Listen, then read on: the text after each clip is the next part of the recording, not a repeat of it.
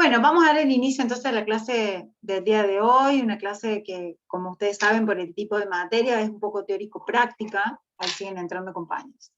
Un poco teórico-práctica, entendiendo que estamos hablando de la aplicación de algunos conceptos que hemos visto a lo largo del desarrollo del práctico, y que ahora también hemos visto que no solamente nos van a servir para poder interpretar algunos elementos que tiene la ciudad, sino también hemos visto herramientas que nos van a permitir proyectar ciudad y pensar la ciudad de una manera más integral en relación a un entorno que le es propio y en relación a parámetros que se fueron modificando a lo largo del tiempo y que hoy hace que las ciudades sean lo que son.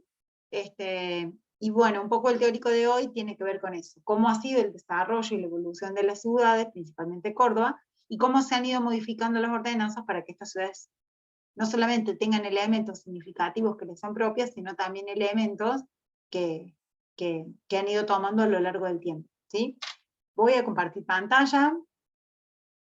Como les decía, tenemos nosotros... Disculpen que tengo algún PDF acá también. Justo me mandaron un mail. Vamos a... Perdón. Deme un segundito. Ahí está. Bueno. Vamos a hablar entonces, en el teórico de hoy, de la historia en relación a la planificación urbana y las normas urbanísticas que dieron lugar a las modificaciones y a la creación de los espacios públicos también, ¿sí? En este teórico vamos a ver el concepto de ciudad.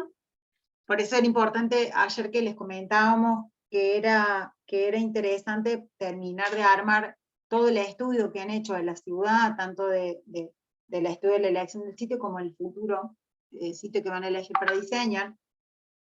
Completarlo con este teórico, entendiendo cuál es el concepto de ciudad, cuáles son los espacios que la conforman, si sigue entrando gente, y cuáles son los procesos de urbanización que se han desarrollado en Córdoba, el concepto de estructura urbana en relación a lo físico-conceptual, lo hablamos, van a ver cómo estos conceptos, por ejemplo, les decía, se van a ir, lo van a ir viendo que ya los han empezado a manejar intuitivamente, cuál es la normativa vigente y cuáles son las ordenanzas de aplicación que también vimos la semana pasada. La idea es ver cómo ha ido evolucionando esa ordenanza y cuál sería el rol profesional del ingeniero civil en torno a estos procesos. Deme un segundito. Me sonaba el celular, pero no sé qué es. Bueno. Entendemos la ciudad entonces como un fenómeno complejo. Deme un segundito que me voy a apagar el video porque me aparecen carteles que se está cortando el audio. Yo espero que ustedes me estén escuchando bien. Como un fenómeno complejo, ¿no? Donde lo componen un montón, donde aparece como un sistema de componentes interrelacionados que tienen distintas características que hacen que una ciudad no sea igual que otra, que tienen que ver con características de autogobierno y con una característica de identidad propia, ¿sí? Donde la principal función de la ciudad, que esto ya lo hemos charlado en teóricos anteriores, es la de residencia. Y todas las actividades se relacionan en relación a esta función que tiene la ciudad de alojar el hábitat humano, ¿no?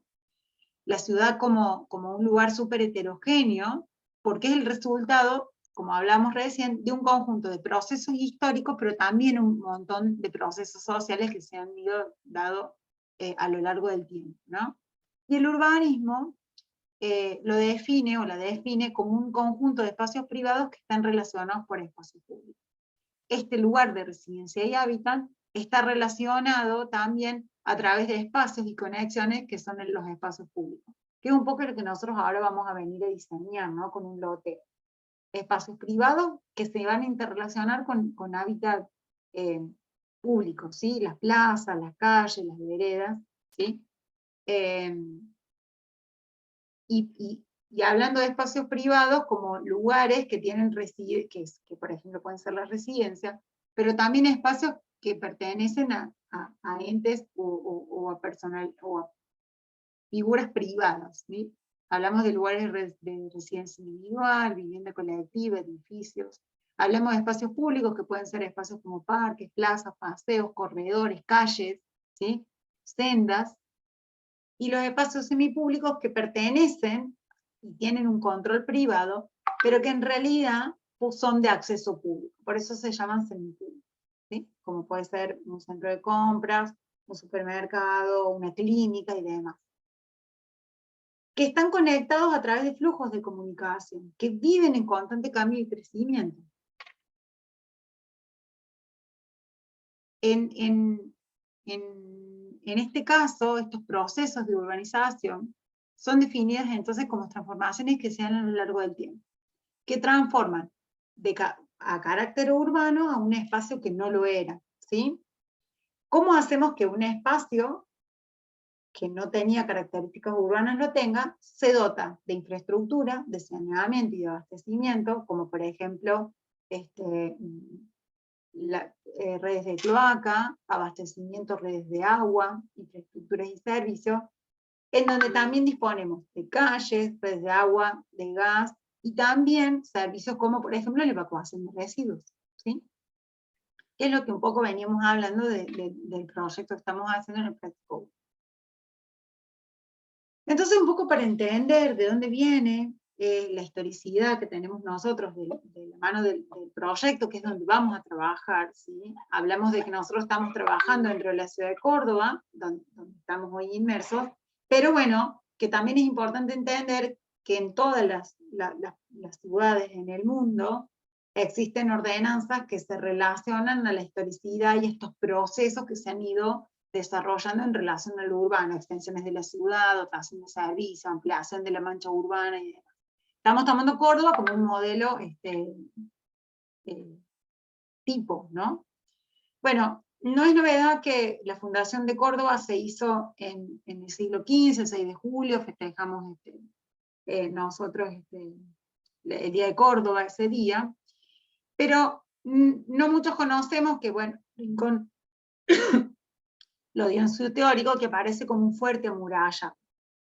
Que aparece como un fuerte amurallado primero en las cercanías del río, y después ya, al pasar de los años, se comienza con el primer amanzanamiento de la ciudad, donde hay 70 manzanas centrales. Recordemos que la Fundación de Córdoba, tal cual nosotros la vimos en todos los libros de historia, se hace al lado del río, porque en realidad eran los cursos de agua por los que se movía, ¿sí? Como que se recorría y se apropiaba las zonas de colonización, pero bueno, ya pasando a mediados del 77, aparece una primera esbozo de fundación con las 70 manzanas centrales, que es un modelo urbanístico que viene de un modelo hispanoamericano, transculturado. Nosotros, como este modelo de amanzanamiento central, tenemos también las ciudades como Salta, la tenemos a Mendoza, son ciudades que también devienen de este modelo urbanístico hispanoamericano, que es una política organizadora y sistemática, ordenadora del territorio, que deviene, como lo dijo Rincón en su momento, de las leyes de Indias. Estas leyes de Indias que aparece el amanzanamiento con una plaza central, y alrededor de esa plaza central aparecen los solares. Era una organización centrífuga, desde el corazón, a medida que se iba alejando del centro de la manzana, era menor la jerarquía. Entonces tenemos la plaza central, a ver, no sé si puedo, se ve mi cursor, la manito se ve. Tenemos acá la iglesia y tenemos acá... Sí, ok. Tenemos abajo el cabildo, que en ese momento no era cabildo, ¿no? Sino que era el ayuntamiento, el espacio cívico. Y alrededor de esta plaza se empezaron a dividir los solares. Cada solar se encontraban principalmente en base a esa organización, que los solares eran la división de la manzana en 4, ¿sí? Se ubicaban las órdenes religiosas, ¿sí? Recordemos nosotros que, bueno, por eso hay dentro del centro de la ciudad tantas iglesias, el famoso dicho que en su momento hacían propaganda para la Pascua, siempre Córdoba de las campanas, ¿no? La cantidad de iglesias están las Carmelitas Descalzas, está la Manzana Jesuítica, tenemos varias congregaciones religiosas que se desarrollaban en torno a este amanzanamiento, ¿no? Que no solamente tenían la iglesia, sino también tenían la escuela, el patio central y demás. Luego, con el correr de los años, comienza una pequeña primera urbanización planificada en el siglo XIX, que en realidad podemos dividirlo en una primera y en una segunda parte. La primera parte, que en realidad aparece el crecimiento como, me arriesgaría a decir como hasta natural, absorbido por el modelo que ya veníamos heredando, ¿no? Un poco teniendo en cuenta el modelo original de las manzanas cuadradas, ¿sí? La ciudad comienza a crecer en relación a la cuadrícula original, ¿sí? Hay una mayor subdivisión en las parcelas en relación al uso, y hay unos cambios en el tejido. El tejido es esta relación del trazado, como son las calles, y el 3D, digamos. Perdón. Cómo se percibe la ciudad en relación a los cambios. Ya no aparecen más estos solares con estas grandes medianeras, con los patios tipo claustro adentro, sino que ya empiezan a subdividirse, y por eso en el centro tenemos hoy lotes mucho más pequeños, pero con lotes profundos, ¿sí? Como ustedes pueden marcar, siempre van a ver en verde, o bueno, no sé cómo lo ven ustedes, un color medio turquesa, la plaza central, que es el verde más oscuro, y el amanzanamiento, y cómo ha ido creciendo. ¿Qué pasa? Nos hemos encontrado hacia el norte de este amanzanamiento principal el río. Entonces, pareciera como lógico que el límite, o sea, termine el amanzanamiento ortogonal en el río y empieza a crecer hacia algunas otras partes, donde tenemos al sur la Barranca, ¿sí? Donde vemos este cuadradito aquí, barrio Observatorio, este es el Observatorio Astronómico. Por aquí tenemos, esperen que los muevo porque me están tapando la cámara. Para este sector, las Barrancas del Sur, ¿sí? Lo que hoy conocemos como Nueva Córdoba. Entonces, esta pequeña amanzanamiento empezó a correr y empezó a crecer para el lado donde pudo. Y una vez que cruzó el río, comienza también a generarse algún amanzanamiento del mismo tipo del original, pero ya teniendo en cuenta las cuestiones que venían de la topografía, ¿sí? El estudio de sitio que hablamos, el estudio de algunos elementos del sitio. Ya en una segunda parte aparece, por las condiciones de la época y el desarrollo de las instituciones y demás, un crecimiento poblacional mucho más acelerado, que también deviene de un crecimiento físico, ¿sí? Donde comienzan a haber cierto desorden urbano y se proyectan, de la mano de Thais, algunos elementos como las aperturas de los bulevares, el ensanche de calles y avenidas, y alguna provisión de equipamiento de espacio verde, como por ejemplo el Parque Sarmiento, ¿no? Que ahora vamos a ver un poquito más en detenimiento cómo se desarrolla. Principalmente también por un desorden que venía de este amanzanamiento principal, pero también por cuestiones lógicas que tienen que ver, por ejemplo, con una inundación que se hizo muy grande de la Cañada, del corredor, que era un corredor de agua, que imagínense, de la Cañada pasó la famosa ensanche de la calle Ancha, que es lo que hoy conocemos como Avenida Vélez Arfiel. El agua cruzó la Vélez Arfiel, antes era una calle como ancha, que se le decía, y llegó hasta la Manzana Jesuítica. Entonces, en base a estos elementos que han sucedido a lo largo de la historia, se empezó a pensar un poquito la ciudad como se tenía que ordenar.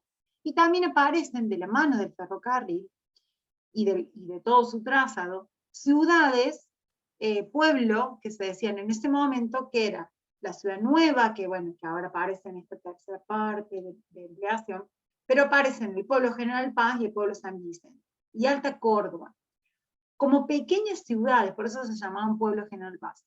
Hay un dicho que se dice siempre en San Vicente, y pongo San Vicente porque lo he escuchado de ahí, que eran estas ciudades-pueblo que se hablaba de los pueblos que uno podía nacer, crecer, reproducirse, desarrollar su vida y morir en ese pueblo, ¿no? Imagínense que San Vicente tiene maternidad, tiene escuelas religiosas, iglesias y demás, como los salesianos, como la Escuela Santa Margarita hoy, digamos, las franciscanas, tenía también el mercado y todo el desarrollo lineal de ese parque urbano que era lineal en su momento, con varias avenidas y bulevares, y también tenía su cementerio, ¿no? Lo mismo pasaba en Alberdi, lo mismo pasaba en Alta Córdoba, ¿no? Estas cuestiones que se podía desarrollar toda la vida de la mano de la localización del ferrocarril, que no solamente era un centro de actividad comercial y de movimiento, sino que también generaba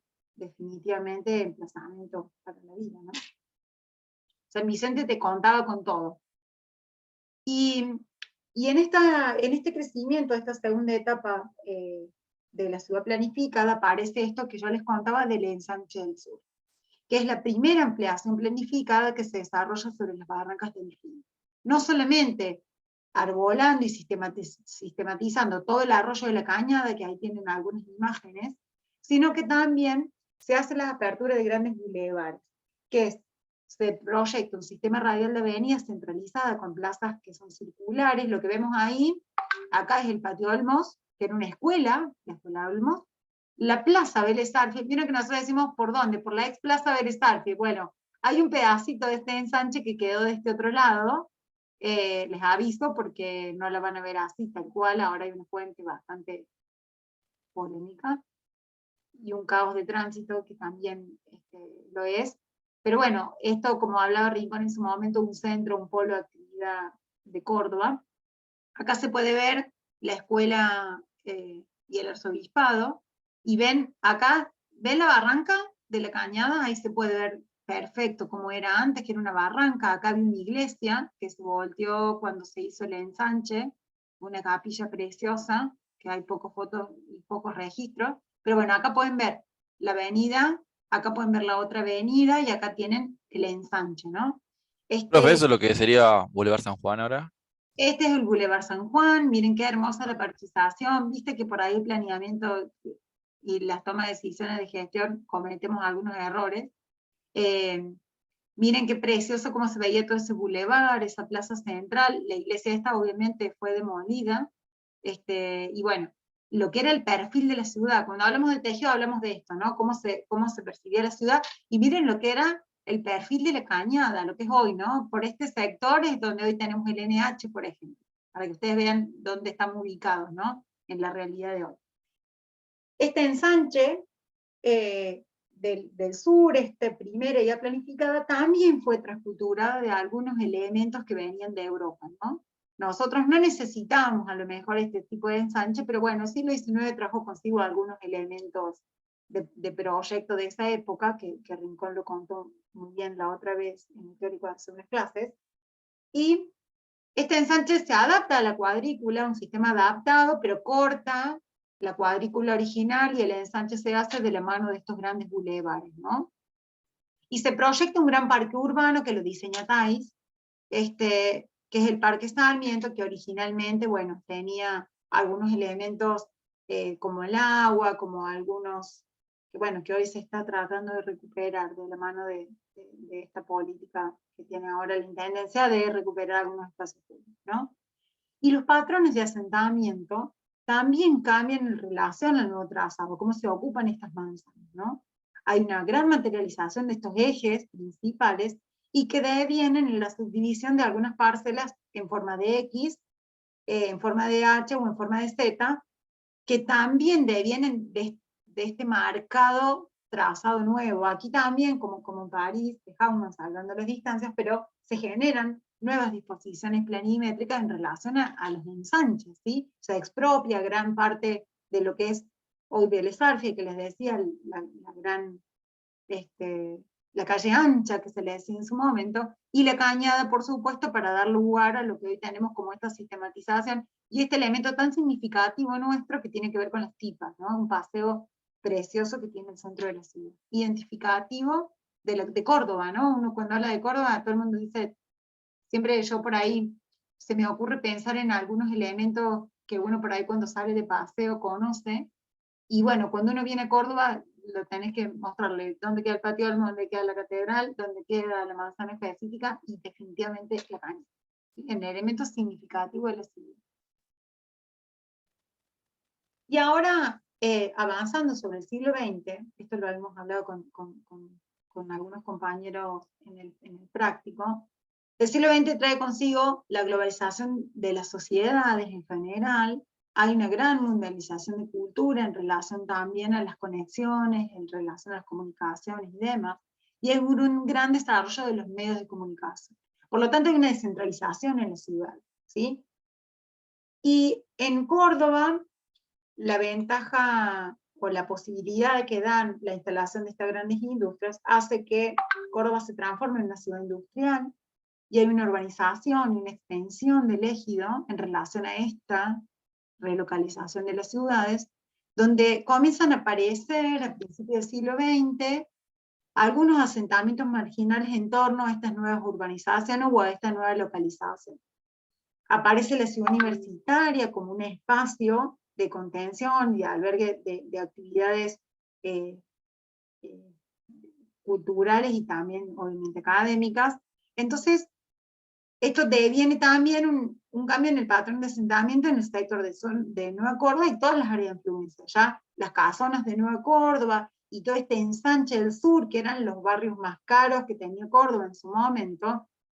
Recordemos que las conexiones en el siglo XIX eran escuetas, o sea, el ferrocarril era el medio principal de transporte, y hoy nosotros vemos que Córdoba tiene algunos sectores de la ciudad, como el Cerro y demás, que son en quintas, casas de paseo, ¿sí? Nosotros estamos hablando del centro de Córdoba, donde también había quintas y grandes casonas, que lamentablemente por algunos procesos también de la evolución del planeamiento han sido demolidas, pero bueno, por suerte se han conservado algunos registros, pero bueno, cambia la zona en relación a la ocupación ahora, ¿sí? ¿Cuál es la nueva actividad en Nueva Córdoba? Y el centro sufre una gran explotación máxima en relación al uso comercial. Comienzan a aparecer las peatonales y las galerías, que son espacios de comercio dentro de las mismas manzanas. Se empiezan a perforar. Pocas ciudades en el país tienen estos sistemas de galerías que funcionaron tan bien en la ciudad de Córdoba, ¿no? Y no adrede hemos puesto la imagen de esta parte de la peatonal, entendiendo que había la aparición de estos centros comerciales en lugares donde eran históricos y donde tenían alguna cuestión religiosa, institucional y demás, que hoy están intactos. Y en relación al crecimiento demográfico de la ciudad, nosotros tenemos el último registro en el 2020, ya ahora va a venir un censo, que del siglo XIX hasta hoy, vemos cómo ha crecido la ciudad en torno a algunos corredores, que tienen que ver con el corredor norte, ¿sí? Estos pequeños elementos que vemos en el 1900 en relación a estos barrios que yo les comentaba recién, pero definitivamente en relación también a algunas barreras que tienen que ver con algunos elementos topográficos, el río, ¿sí? El crecimiento para un lado o para el otro. Ahí vemos las 4 manzanas, las 70 manzanas divididas en los 4 solares en 1800, y cómo ha ido creciendo este crecimiento acelerado que yo les decía en el siglo XIX y a principios del siglo XX, y cómo hoy tenemos el ejido de Córdoba y cómo se han ido extendiendo Córdoba a otros pueblos, dando lugar a lo que conocemos hoy como la Gran Córdoba, conectando el Iñazú, conectando algunos elementos del sur, Calera, Villa Allende, Saldán, Mendoza, que es parte como del mismo bloque o el misma mancha de la ciudad, pero en realidad están fuera del eje, ¿no? Esta sería la Gran Córdoba que vemos hoy. Eso en base a corredores, ¿no? Entonces, entendiendo un poco cómo ha ido evolucionando la ciudad en relación a algunos patrones y en relación a la instalación de algunos elementos que han dado lugar a estas expansiones aceleradas, vamos a hacer un repaso histórico, ¿no? En algunos puntos o algunos años característicos o algunos años significativos. En la década del 60 comienza el primer plan regulador de la ciudad en relación a la recuperación del río, de la mano del planeamiento, y la construcción, el inicio de la construcción de la avenida de Circunvalación, ¿no? Como una vía de comunicación como ordenadora del territorio. En el 68 nace o se crea la primera asesoría de planeamiento urbano.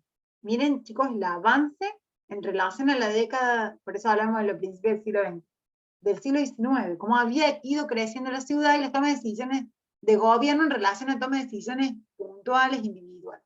Recién cerca de la década del 70 se crea la asesoría de planeamiento.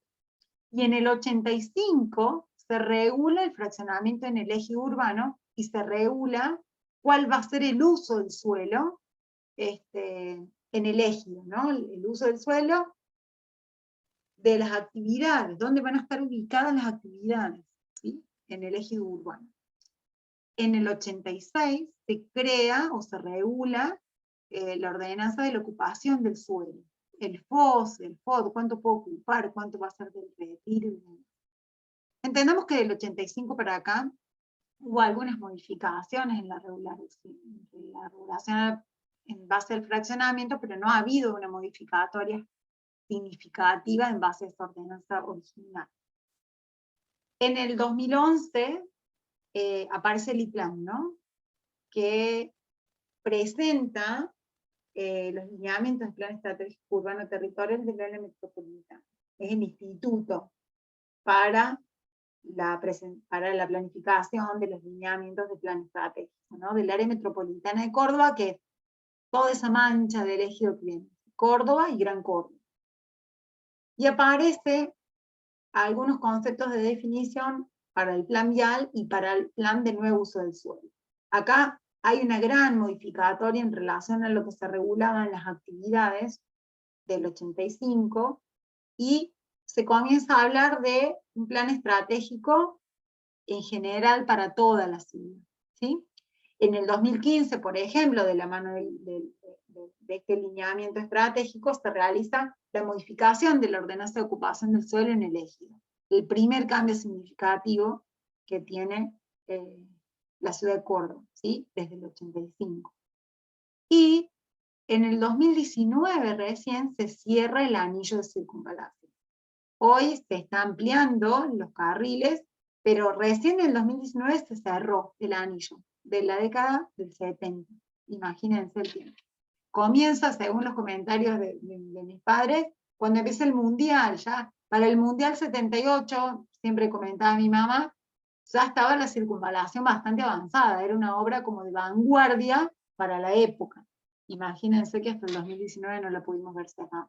Ustedes han visto ya la circunvalación súper avanzada, los que hemos tenido la posibilidad de ver el avance de las obras, por ejemplo, del tropezón o del cierre de la parte nueva, ha sido una obra, la verdad, monumental. Y es una obra que planifican los ingenieros civiles, ¿sí? En base a los avances y en base al desarrollo de estas ciudades, aparecen, volviendo un poco a esta línea de tiempo de la década del 20, pero quería hacer un detenimiento donde nos encontramos en las ordenanzas dentro de esa época, aparece un nuevo modelo urbano, ¿no? Hay una gran fragmentación y dispersión de los centros urbanos, ¿de la mano de qué? De algunas cuestiones que la ciudad y la sociedad han traído a colación, ¿no? Hablamos de que los procesos urbanos tenían procesos físicos y también procesos perceptuales e históricos. La seguridad que daban los barrios cerrados en la periferia, con lugares abiertos, con incorporación de la naturaleza y del verde, hace que los patrones en el uso de las ciudades cambien. La gente se quería ir, antes la gente del campo era la gente que no tenía tantos recursos, que tenía que vivir en el campo, y las ciudades eran los centros urbanos y de actividad. Hoy, por el contrario, la gente busca irse a la periferia, buscar barrios más abiertos y demás, ¿no? ¿Qué es lo que también creo que va a pasar después de lo que nos hemos transitado la pandemia de COVID, ¿no? Esta idea de los espacios más abiertos, de los lugares con la presencia del verde, creo que van a cobrar un valor aún más significativo después de que transitemos todo este proceso, ¿no? Pero también aparecen los espacios que nosotros podemos decir en la arquitectura que se llaman del no lugar, ¿no? Estos espacios como los shopping, como los hipermercados y los grandes locales comerciales, en donde no sabemos si es de día, si es de noche, que un hipermercado aquí, en cualquier lugar del mundo, en Alemania, en China, independientemente de los idiomas de cada producto, son iguales, ¿no? Los Walmart en el mundo son todos iguales, ¿sí? Las grandes tiendas y las grandes bolerías y los shopping son lugares de no lugar, no tenían conexión con el afuera, ni con la realidad, ¿no? Un poco la idea de estos lugares tiene que ver con que el tiempo no pasa adentro, ¿no? Por eso uno no sabe si se hizo de noche o se hizo de día. Y de la mano de estas modificaciones y de estas dispersiones de los centros, aparecen una política de descentralización de la administración pública y también como centro de polo de actividad que se da en la década de los 80 y 90, que es la descentralización de la administración pública con los CPC, ¿sí? Que son los centros de participación comunal, que no solamente descentralizaban las cuestiones de la administración, sino que la idea era generar algunos elementos en relación a la contención de este gran ejido, desde la parte administrativa, pero también de la promoción y desarrollo de las áreas periféricas en relación a lo cultural, ¿sí? Espacio de contención, espacio de deporte, de centros culturales donde se podía practicar algún deporte, talleres, espacios culturales y demás, y donde también tenía la dependencia la administración pública. En los CPC ya han cerrado algunas de las actividades, pero antes teníamos bancos, centro médico, alguna atención primaria de salud, teníamos banco y está un Rapipago, pero teníamos banco, caja municipal, rentas, etc. Hoy tienen algunas menos actividades, pero siguen desarrollando.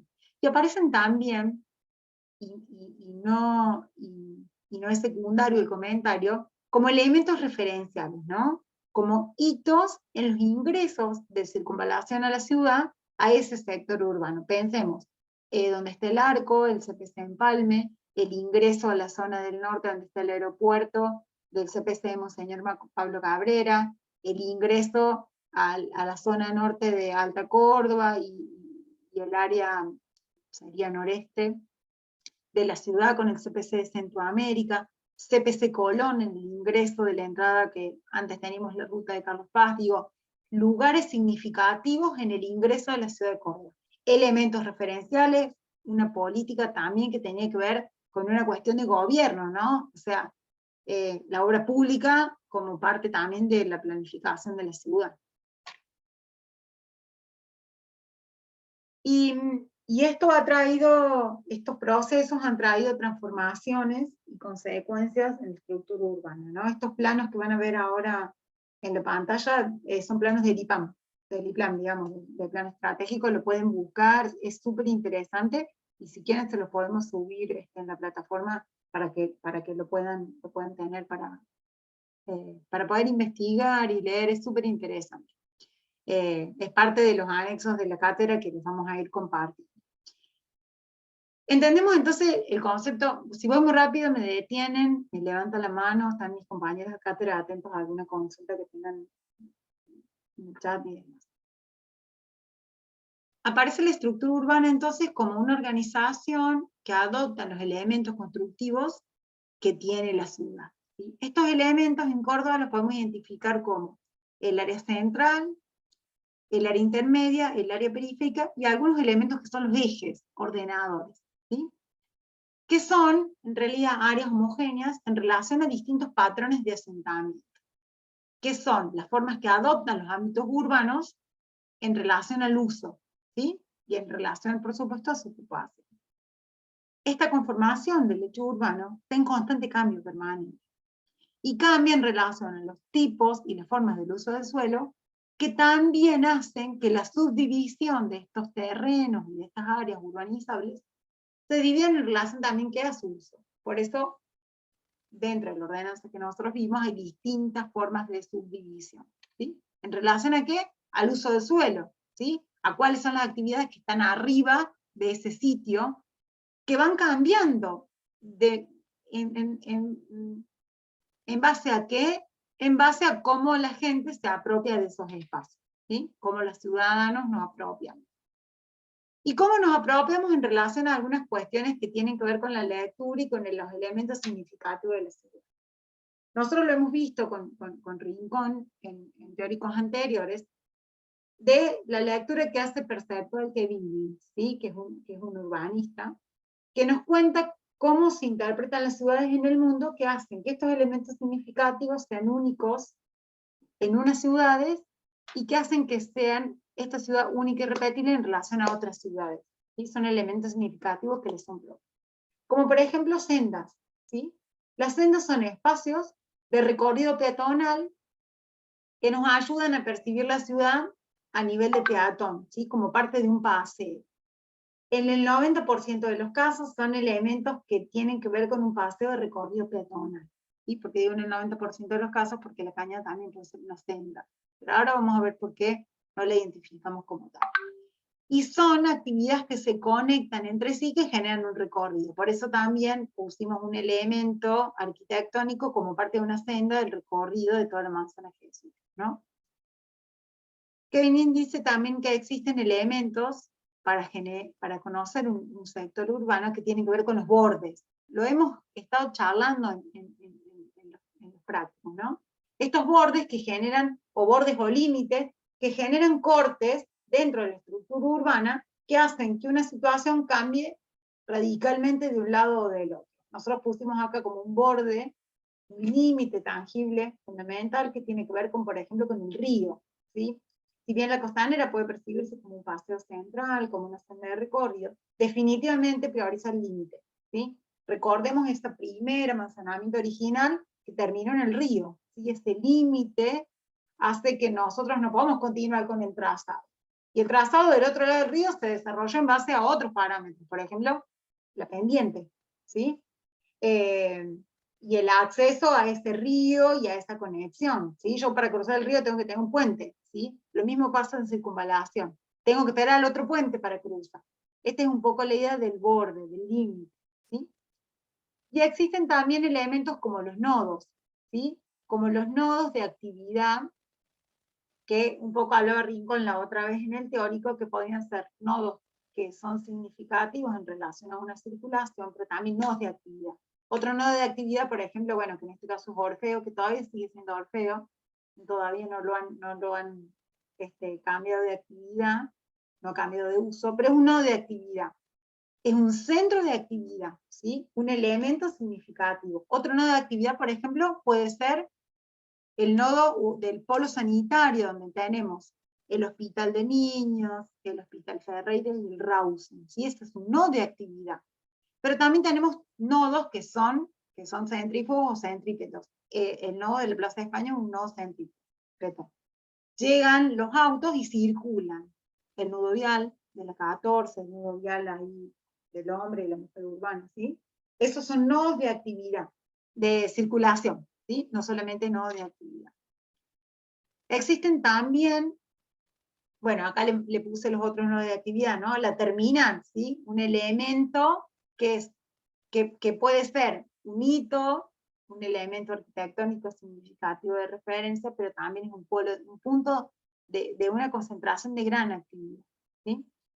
Hablamos de hitos cuando hablamos de elementos significativos que son construidos por el hombre y que generan actividades en torno a ellos, ¿sí? Nosotros hablamos a escala de ciudad, ¿no? Estamos hablando de la ciudad de Córdoba. Nosotros también en los barrios tenemos hitos referenciales. De la iglesia a 4 cuadras, ¿sí? Este es un hito referencial.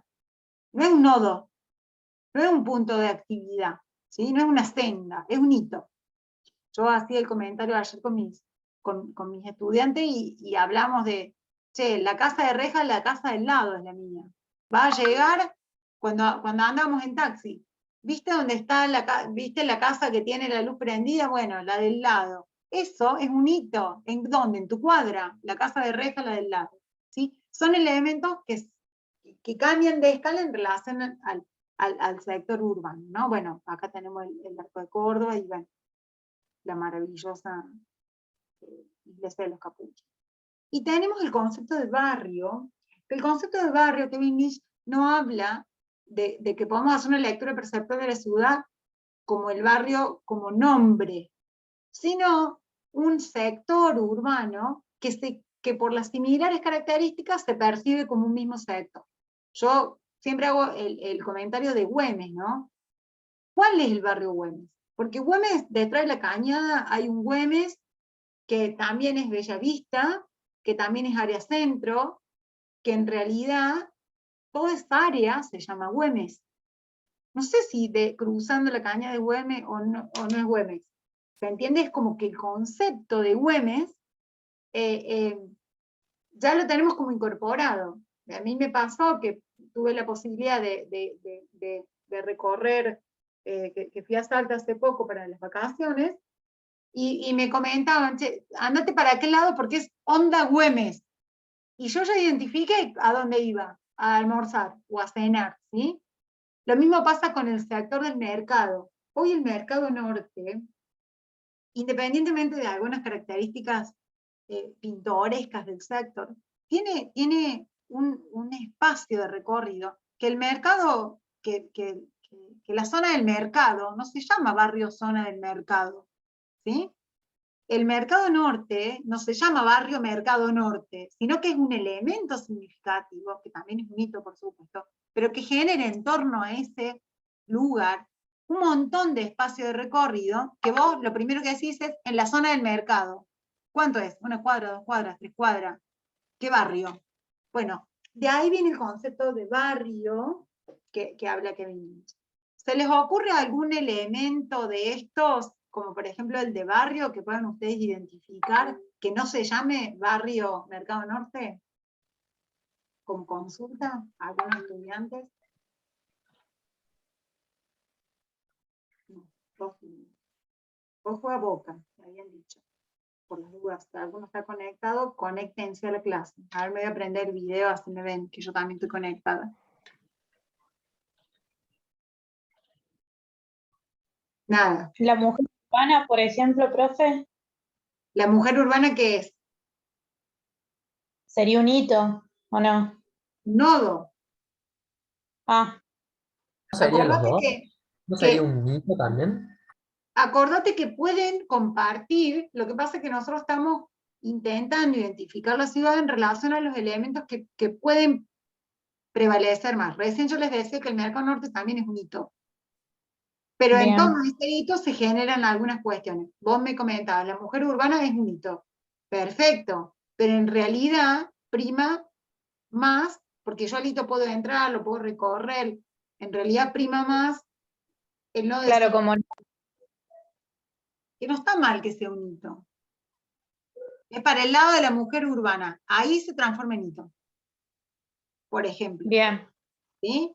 La terminal es un polo de actividad indiscutible, de actividad, de movimiento, de circulación, es un nodo.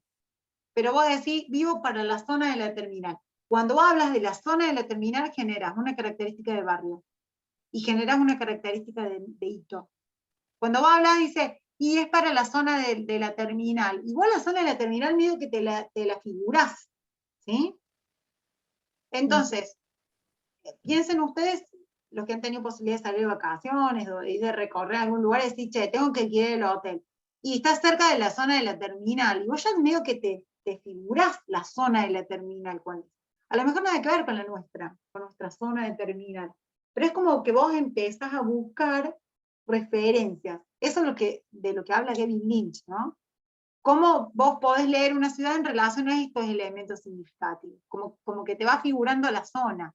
Por eso yo les hablaba de la zona de Güemes. Vos cuando vas a un lugar decís, precio de Güemes.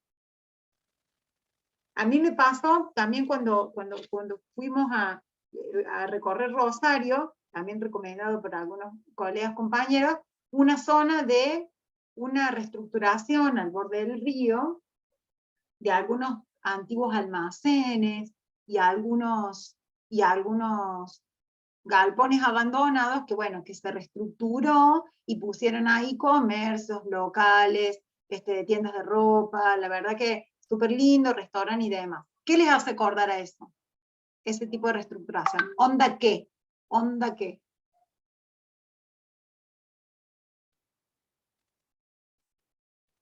nada, onda nada. Cuando yo les digo una reestructuración y demás, bueno, yo lo digo para que no se vea tan tarde. Onda Puerto Madero. Cuando yo les digo Puerto Madero, ustedes se figuran, ¿qué es Puerto Madero? ¿Una calle, dos calles, un barrio? ¿Me entendés? Esos son los elementos significativos que hacen que una ciudad sea esta y no sea otra. ¿Sí? Bueno, justamente Puerto Madero no está dividido en dos, como que está la parte nueva y la parte vieja. Claro, pero si yo te digo, me fui a un lugar que había una reestructuración urbana, que Sí, fue sí, de recuperación de unos silos, entonces voy a decir, bueno, queremos hacer, me pasa en tesis mucho cuando hacemos la corrección, les digo, profe, nosotros queremos hacer onda Puerto Madero, onda Güemes, onda un paseo de Güemes. Bueno, esos son claro, sí, elementos sí, se entiende. que vos te figuras de elementos significativos. Está bien lo que vos decís, Juan, pero la parte nueva y la parte vieja, pero vos ya te figuraste de qué estábamos hablando. Eso es un poco lo que habla Kevin Lynch, ¿no? En estas lecturas perceptuales. Y cada barrio, cada sector urbano que ustedes han elegido para hacer el desarrollo loteo, también tiene elementos como estos. Y hay que saberlos identificar para también generar algunas cuestiones de apropiación para con el nuevo sector, ¿no? Esperen que voy a desconectar el video. Por las dudas se me corten, me aparecen como carteles por eso. Y bueno, ahora volviendo al estudio que tenemos que hacer, hoy nos encontramos con esta ciudad de 24 por 24, que acá tenemos el ejido, ¿sí? Perfecto, marcado. Les vuelvo a repetir, esas son imágenes que tienen cargadas en... Lorena, hay Sí, una pregunta, ahí, pero no entiendo que pregunta a ver. la compañera en el chat.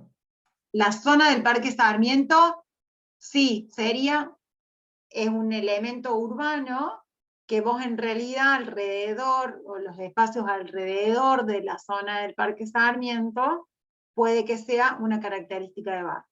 En este caso coincide porque se llama Parque Sarmiento, ¿sí? La característica de barrio tiene que ver con eso, ¿sí? En este caso, bueno, es un elemento, te diría hasta hito, ¿sí? El Parque Sarmiento. No tiene que ser ni pequeño ni grande, o sea, son elementos significativos en relación a su uso, pero también en relación a la localización que tienen en la ciudad. El faro, por ejemplo, es un hito. Es un hito. Cuando el Kempe se llamaba Chato, se decía, claro, la zona del Chato. No se llama Barrio Chato, toda esa zona. Pero en realidad el Kempes no se llamaba Chato, el Chato Carrera es está el Parque del Chato ahora, digamos. El Claro. Palacio. Ese era el Chato Carrera y el estadio se le decía Chato por ese. Bueno, ese es un elemento que la historicidad hace que haya cambiado, pero en realidad Mario Alberto Kempes, nos enteramos hace poco que se llamaba así. Claro, pero... Claro. Sí, sí. Está bien, respondí a la pregunta el que preguntó, o la que preguntó, pues no leí cuál es. Bueno, cualquier cosa, no tengan miedo en levantar la mano o de hacer algún comentario, porque bueno, esta es un poco la idea, ¿no? De que ustedes puedan participar activamente de la clase. Bueno, entonces tenemos este ejido de 57.000 hectáreas, de 24 por 24, lo hemos visto y lo hemos dicho varias veces, donde solo el 12% de la ciudad tiene lotes baldíos, ¿sí? La ciudad urbanizada, por supuesto, y donde nos encontramos que Córdoba está organizada además en 35 distritos, ¿no? Que estos son niveles de aproximación que lo hemos visto en el teórico pasado, por eso hacemos un repaso rápido. Este amanzanamiento, este ejido de 24 kilómetros, está dividido en 35 distritos, ¿sí? Hemos elegido uno. Del distrito, el próximo nivel de aproximación son las zonas, ¿sí? Que aquí están marcadas. Hemos elegido una zona al azar, la zona 20. Y esta zona además está dividida por manzana. Este lote ya lo hemos visto, por eso me reía ayer cuando los compañeros me lo habían presentado, porque digo, ya lo vamos a ver mañana. Tenemos también otro nivel de aproximación que tiene que ver con las manzanas. Estas manzanas, además, la ciudad, ven, acá se me movió, presenta un plano de manzana, que ya hemos visto cómo se accede al plano de manzana, que ahí es donde aparecen los lotes, ¿sí? Las parcelas. Este plano de manzana tiene además su planilla complementaria, perdón, su planilla complementaria que también les vemos.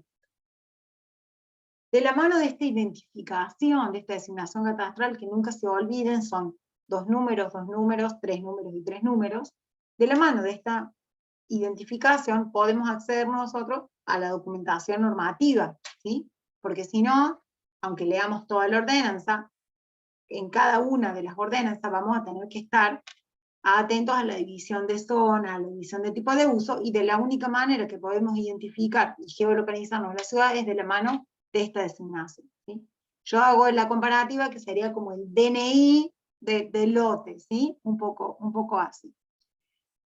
Como habíamos estado hablando, por eso hablamos de la historicidad de Córdoba, dijimos que en el 85 se sistematiza estas nuevas ordenanzas urbanísticas con el objetivo de ¿qué? De favorecer una urbanización estableciendo mínimas reglas para que no se generen conflictos de actividad principalmente entre las industrias y la residencia.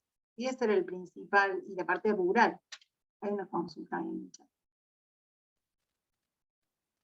Calle de hecho, que todavía no está declarada la calle catastralmente, que todavía no hay no está subida catastralmente la calle en relación a la donación cuando se hizo el loteo. Las calles de hecho se hacen en relación a un uso común, ¿sí? Se pasa por ahí y lo que hace es planeamiento cuando uno hace una extensión o una expansión del retiro, materializa esa calle de manera oficial. Van a ver que la ordenanza también lo dice en algunas disposiciones. Cuando empiezan a leer un poquito más, van a ver como todos estos detalles y todos estos términos aparecen dentro del glosario de cada una de las partes del ordenanza. Bueno, como hablábamos, la idea era favorecer y establecer algunas reglas que puedan minimizar los conflictos de partes, ¿no? Entonces, vamos a conocer este sistema normativo, que ustedes ya lo han visto, que lo hemos empezado a conocer hace algunas clases, que está constituido por un montón de normativas y decretos reglamentarios que las complementan, que son específicos para algunas u otras normativas, pero vamos a ver principalmente estas 4 normativas principales que regulan el ordenamiento territorial. Todo esto lo tiene en el apunte de anexo, ¿no? Explicado tal cual uno por uno. La ordenanza 8060, que dijimos que fue en el 85, que regula el fraccionamiento.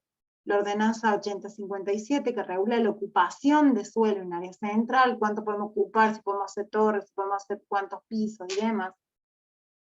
La ordenanza 12483, que esta es ordenanza significativa que yo les contaba que se promulga en el 2015, que es modificatoria del 8256, o sea que si ustedes buscan texto ordenado 8256, les van a venir las ordenanzas modificatorias de la 12483, que regula la ocupación del suelo en área central y área periférica, y el 8133, que lo hemos visto también en las clases anteriores, que regula la localización de actividades económicas que impliquen el uso del suelo comercial, industrial, asimilable en relación a las actividades, ¿sí? Y acá volvemos a conocer, me escuchan bien porque me dice un cartel que estoy inestable de conexión. Bueno, espero que sí. Le está cortando un poquito. Se corta un poco. Sí, por eso les decía yo que salí del ¿cómo se llama? De la pantalla de la filmación porque se me cortaba todo. Bueno, tenemos acá en los planes de planeamiento urbano, lo vimos la semana pasada, cómo acceder a estas capas de planeamiento, y las ordenanzas de aplicación en relación a este uso, ¿no? El acceso a la normativa es fantástico y por hoy desde la página de la. Pero nos tenemos que localizar en relación a qué, a lo que hablamos recién, en relación a la geolocalización de la plancheta catastral, ¿sí? Y un poco cerrando esta primera parte de la clase, tenemos que tener en cuenta que ustedes como profesionales ingenieros no solamente van a proyectar los espacios para la vida, sino que también van a ordenar esos espacios y van a ser moderadores de la forma urbana. Por eso es tan importante comprender la ciudad y conocer los procesos de crecimiento y de desarrollo de esta ciudad, porque ustedes van a poder intervenir en las tomas de decisiones, ¿sí? En relación al crecimiento o al desarrollo de esta ciudad. Participar en el diseño, de hecho ahora estamos haciendo un ejercicio académico con un loteo, pero van a poder hacerlo desde lo profesional. Entendiendo que también van a generar orden tanto en el espacio físico, desde la mano del trazado y demás, como en el espacio ambiental, ¿sí? Y también poder intervenir en la elaboración de las normas legales y administrativas. Por lo tanto, tienen que conocer las reglamentaciones y de dónde viene esta reglamentación. Por eso es tan importante la historicidad en relación a los procesos de desarrollo urbano y de planificación.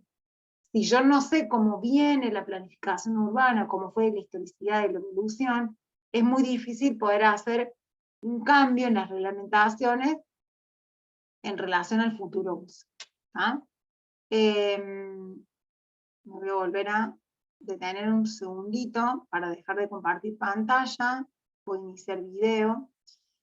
Para que abramos por ahí la clase un poco, alguna consulta, para yo poder seguir avanzando con una segunda parte, que es una parte medio para contarles cómo seguir avanzando, que esa parte no la vamos a grabar, porque tiene que ver un poco más con los lineamientos del práctico. Consultas, dudas.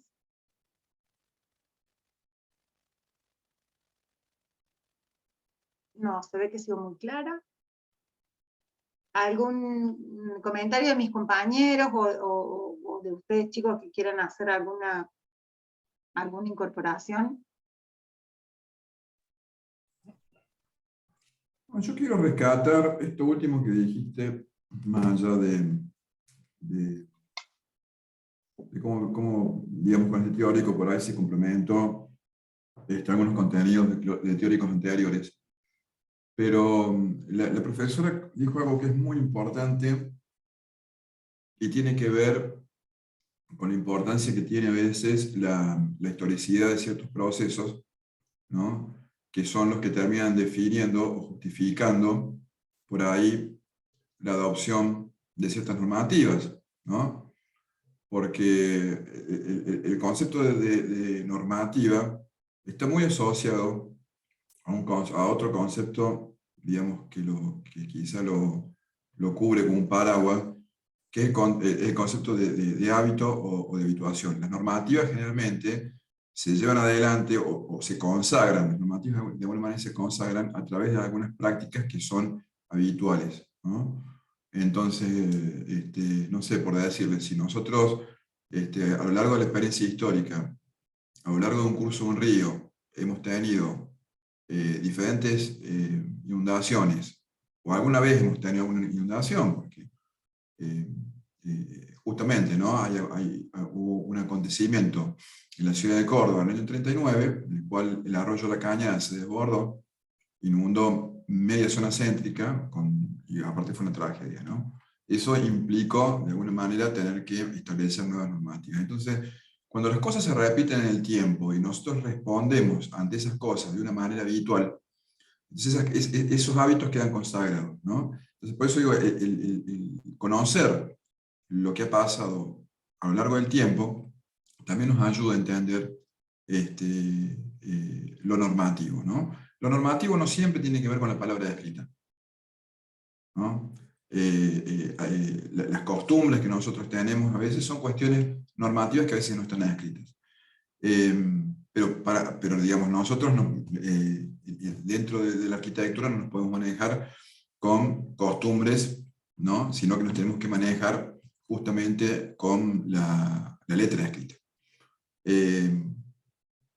Y esta cuestión es fundamental en la arquitectura.